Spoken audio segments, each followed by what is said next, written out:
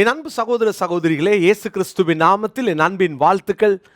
யெகோவா நிசி என்ற தலைப்பில் நம்ம தொடர்ந்து தியானித்து கொண்டிருக்கிறோம். அமலேக்கியன் ஏசாவின் வம்சத்தில் வந்தவன், அவன் மாம்சத்துக்கு உரியவன்.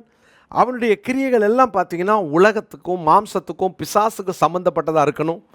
அவன் எப்போதும் தேவனுடைய பிள்ளைகளுக்கு எதிராக தான் நிற்பான். அவன் ஒரு நாளும் ஆவிக்குரியவர்களுக்கு சாதகமாக இருக்கவே மாட்டான். நீங்கள் ஆவிக்குரியவங்களா, தேவனுக்கு பயந்தவங்களா? அவன் தேவனுக்கு பயப்படாதவன்.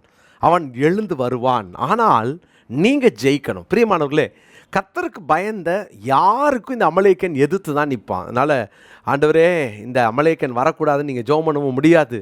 ஆண்டவரே, இந்த அமலேக்கன் என் பாதையில் குறுக்கிடாமல் பார்த்துக்கோங்கன்னு சொல்லவும் முடியாது. நீங்கள் ஆவிக்குரியவர்களாக இருந்தால் அமலேக்கன் வழி மறிப்பான். ஆனால் நீங்கள் தோற்று போயிடாதீங்க. நீங்கள் ஒரு நாளும் நீங்கள் அவனுக்கு பயந்துடாதீங்க. கர்த்தர் உங்களுக்கு ஜெயத்தை வச்சிருக்கிறார். யாத்ராமத்தின் புஸ்தகம் 17ஆம் அதிகாரம் 15ஆம் வசனம். மோசே ஒரு பலிபீடத்தை கட்டி அதற்கு யெகோவா நிசி என்று பெயரிட்டான். Jehovah Nissi, lord is my banner, தேவன் என் விருதுகொடி. இந்த அமலேக்கியன் இவர்கள் விடாய்த்திருந்த பொழுது, நம்ம உபாகமம் 25ஆம் அதிகாரத்தில் வாசித்தோம் இல்லையா? விடாய்த்திருந்த பொழுது இவன் எழுந்து வந்துட்டான்.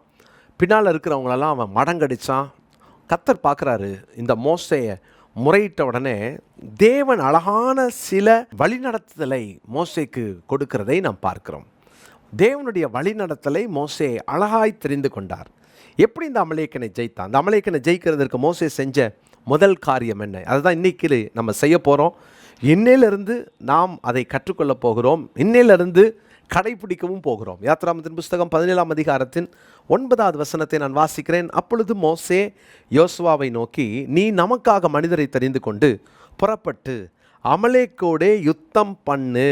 நாளைக்கு நான் மலை உச்சியில் தேவனுடைய கோலை என் கையில் பிடித்து கொண்டு நிற்பேன். நான் நாளைக்கு மலை உச்சியில் முதலாவது அமலேக்கனை ஜெயிக்கிறதற்கு தேவன் கற்றுக் கொடுக்கிற முதல் பாடம், மலை உச்சிக்கு போ. நீ மலை உச்சிக்கு ஏறு. மலை உச்சியிலே நீ ஏறி இந்த அமலேக்கனை ஜெயிக்கணும். நீங்கள் நினைக்கலாம், அமலேக்கன் கீழே நிற்கிறான், கீழே சண்டை போடுறான். ஏன் மோசே ஆண்டவர் மலை உச்சிக்கு போக சொன்னார்? மோசையை யோசுவாவை பார்த்து, எப்பா நீ சண்டை போடு, நான் மலை உச்சிக்கு போகிறேன்னு சொன்னார். பயந்துட்டாரா? இல்லை. இந்த அமலேக்கியன் என்பவன் மாம்சத்துக்குரியவன். நீங்கள் ஆவிக்குரியவர்கள். ஆவிக்குரியவர்களாகிய நீங்கள் மாம்சத்துக்குரியவனை ஜெயிக்கணும்னா அவன் முழுக்க பிசாசின் கட்டுப்பாட்டில் இருக்கிறதுனால அவனை தரையில் வச்சு ஜெயிக்க முடியாது. அவனை தரையில் வச்சு ஜெயிச்சா அவன் உங்களுக்கு எதிராக நின்று அவன் யுத்தம் பண்ணி ஜெயிச்சிருவான். அவனை மாம்சத்தோடும் ரத்தத்தோடும் அவனோட யுத்தம் பண்ணாதீங்க. உங்களுடைய பலனை நீங்கள் சார்ந்து, நான் யார் தெரியுமா, 10 பேர் வந்தாலும் அடிச்சிருவேன்ற அந்த ஒரு நோக்கத்தில் அவனோடு கூட நீங்கள் யுத்தம் பண்ண முடியாது. அவனோடு கூட யுத்தம் பண்ணணும்னா உங்களுக்கு ஆவிக்குரிய பலன் வேணும். ஆவிக்குரிய அந்த அபிஷேகமும் கிருபையும் உங்களுக்கு வேணும். அப்படின்னா நீங்கள் மலை உச்சிக்கு ஏறணுமே. அருமையான கர்த்தருடைய பிள்ளைகளே, வேதத்தில் ஒரு சில வசனங்களை உங்களுக்கு நான் காண்பிக்கிறேன். மத்தேயு சுவிசேஷத்தின் 14ஆம் அதிகாரம் 23வது வசனத்தை நான் வாசிக்கிறேன். அவர் ஜனங்களை அனுப்பிவிட்ட பின்பு தனித்து ஜெபம் பண்ண ஒரு மலையின் மேல் ஏறி சாயங்காலமான போது அங்கே தனிமையாய் இருந்தார். மலையின் உச்சியிலே ஆண்டவராகிய இயேசு கிறிஸ்து ஏறி அங்கே தனிமையாய் இருந்தார். தனிமைனா அவர் அங்கே பிதாவோடு கூட நேரம் ஸ்பெண்ட் பண்ணுறார்.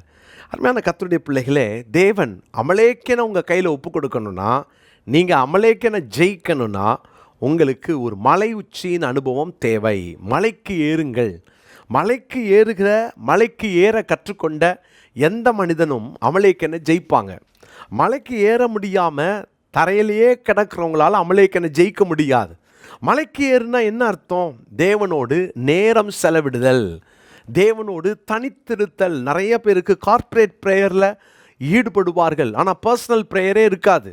உங்களுக்கு கூட்டத்தில் இணைந்து ஜெபிக்கிற ஜெபத்தில் நாட்டம் இருக்கலாம், நல்லது. ஆனால் அதோடு கூட நிறுத்திடாதீங்க.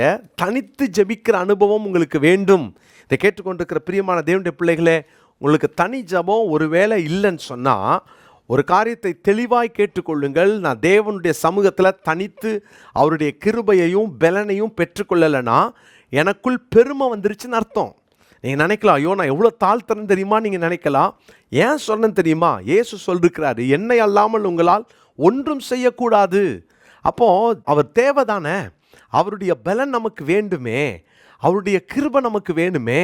அப்போ நான் அவர் சமூகத்துக்கு போகாமல் நானே என் காரியத்தை பார்த்து கொள்வேனா? என்ன அர்த்தம் தெரியுமா? எனக்கு நீங்கள் வேணாம், உங்கள் பலன் வேணாம், உங்கள் ஞானம் வேணாம், நானே என் காரியத்தை பார்த்துக்குவேன்னு சொல்கிறதுக்கு அர்த்தம். கர்த்தருடைய பிள்ளைகளே, இன்னைக்கு வரைக்கும் ஒரு வேளை தனி ஜெபம் இல்லாமல் நமக்குள்ள அந்த பெருமையோடு ஓடிக்கொண்டிருப்போமானால், இன்று முதல்ல தேவனுடைய சமூகத்தில் போய் உட்காருவோம். இன்னைக்கு ஆண்டுடைய பிரசன்னத்துக்குள்ளே போவோம். இன்னைக்கு ஆண்டுகிட்ட சொல்லுங்க, ஆண்டவரே எனக்குள்ள இந்த தனி ஜெபம் வேணும், தனித்து மலையில் ஏறுகிற அனுபவம். இதுக்காக நீங்கள் போய் ஏதோ ஒரு இடத்துல ஒரு மலைக்கு மேலே ஏறணும்னு சொல்லலை. உங்கள் தனி ஜெபம்தான் நீங்கள் ஏறுகிற மலை. நீங்கள் தனித்து தேவ சமூகத்தில் ஜெபிக்க கற்றுக்கொள்வீர்கள் என்றால் அதுதான் நீங்கள் ஏறுகிற மலையின் உச்சி.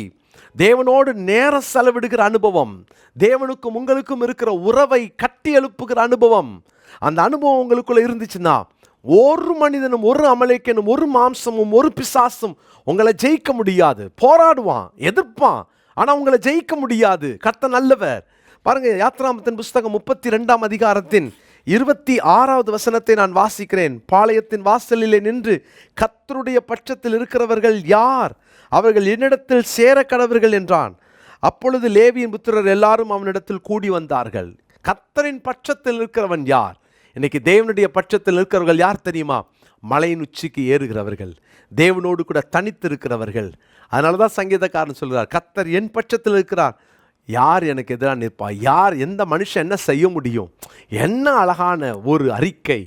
118ஆம் சங்கீதம் 6வது வசனம், 118ஆம் சங்கீதம் 6ஆம் வசனம், கர்த்தர் என் பட்சத்தில் இருக்கிறார், நான் பயப்படேன், மனுஷன் எனக்கு என்ன செய்வான்? இந்த நாளுக்குரிய மனப்பாட வசனமாக குறித்து கொள்ளுங்க. தனி ஜபத்தில் எங்கேயாவது கொஞ்சம் டவுன் ஆகிருந்தா எழும்பிடுவோம். இன்றைக்கி ஒரு தீர்மானம் எடுங்க. டைம் கிடைக்கும் போதெல்லாம் 5 நிமிஷம்னாலும் நான் முட்டி போட்டு நான் ஜெபம் பண்ணுறேன், அவரோட பேசுகிறேன், அந்த இன்டிமெசியை நான் வளர்த்துக்கிறேன்னு சொல்லி ஒரு தீர்மானம் எடுப்போமா? எங்கேயோ உங்கள் வாழ்க்கையில் தனி ஜபம் போயிருந்தா இன்னையிலேருந்து, ஆண்டவரே எனக்குள்ளே இருக்கிற பெருமையெல்லாம் நான் அறிக்கை பண்ணுறேன், தாழ்த்துறேன், அதுக்கு அடையாளமாய் உங்களை சார்ந்து வாழ்கிறேன், உங்கள் பட்சத்தில் நான் இருக்கிறேன், என் பட்சத்தில் நீங்கள் நில்லுங்க, எனக்கு எதிராக இருக்கிற இந்த அமலேக்கனை ஜெயிக்க நான் ஆசைப்படுறேன், உதவி செய்யுங்கன்னு கேளுங்க. ஜெபம் இந்த அமலேக்கனை மேற்கொள்ள உதவி செய்யும். ஜெபமல்லாமா? தகப்பனே, மலையின் உச்சியிலே ஏறி உம்மோடு தனித்து இருக்கிற அந்த அனுபவத்தை நாங்களும் பெற்றுக்கொள்ள எங்களை ஒப்புக் கொடுக்குறோம். நிறைய நேரம் என்னிடத்துக்கோ நேரம் கொடுக்குறோம், ஆனால் தனி ஜெபத்துக்கு நாங்கள் நேரம் கொடுக்கறது இல்லைப்பா, எங்களை மன்னியும். இந்த வார்த்தையை கேட்கிற ஒவ்வொருவருக்குள்ளும் இந்த தனி ஜெபம் பண்ணணுன்ற வாஞ்சையும் விருப்பத்தையும் உடைய பிள்ளைகளுக்கு தந்தருளும்படியாக ஜெபிக்கிறேன். தொடர்ந்து எங்களோடு இடைப்படும். இயேசுவின் நாமத்தில் ஜெபிக்கிறோம் பிதாவே, ஆமென். பிரியமானவர்களே, இயேசு கிறிஸ்துவின் நாமத்தில் அன்பின் வாழ்த்துக்கள். விங்ஸ் ஆஃப் விக்டரி IAS அகாடமியை கடந்த 2 ஆண்டுகளாக தொடர்ந்து நடத்தி வருகிறோம். இந்த ஆண்டு நல்ல ரிசல்ட்ஸை நாங்கள் எதிர்பார்த்திருக்கிறோம். பிள்ளைகள் 12 பிள்ளைகள் தேர்வு எழுத காத்திருக்கிறார்கள். ஜெபித்து கொள்ளுங்கள். இந்த 2024-2025 ஆண்டுக்கான சேர்க்கை நடந்து கொண்டிருக்கிறது. நீங்கள் உங்கள் பிள்ளைகளையோ அல்லது உங்களுக்கு தெரிந்த பிள்ளைகளையோ அல்லது உங்கள் சபையில் இருக்கிற தரிசனம் உள்ள பிள்ளைகளையோ நீங்கள் உடனடியாக கீழே காண்கிற இந்த ஃபோன் நம்பரில் தொடர்பு கொள்ளுங்கள். அப்ளிகேஷன் ஃபார்மை வாங்கி உடனே நீங்கள் ஃபில் பண்ணலாம். ரொம்ப லிமிட்டட் சீட்ஸ் தான் இருக்குது. ஹாஸ்டல் ஃபெசிலிட்டியோடு கூட நாங்கள் நடத்தி வருகிறோம். எனவே உடனடியாக நீங்கள் தொடர்பு கொள்ளலாம். சென்னையில் இந்த IAS அகாடமியை வைத்து நடத்தி கொண்டிருக்கிறோம். தேவனுடைய பிள்ளைகள், பக்தி உள்ளவர்கள், ஆண்டவருக்கு பயந்த தேவ ஜனங்கள், தானியேலாக, யோசேப்புகளாக, தெபோராள்களாக உன்னதமான உயர்ந்த ஸ்தானத்தில் அமரணும் என்பதுதான் எங்கள் தரிசனம். எனவே நீங்கள் உடனடியாக தொடர்பு கொள்ளலாம். ஆண்டவர் உங்களை ஆசீர்வதிப்பார். தொடர்ந்து இந்த ஊழியங்களுக்காக ஜெபித்துக் கொள்ளுங்கள். God bless you.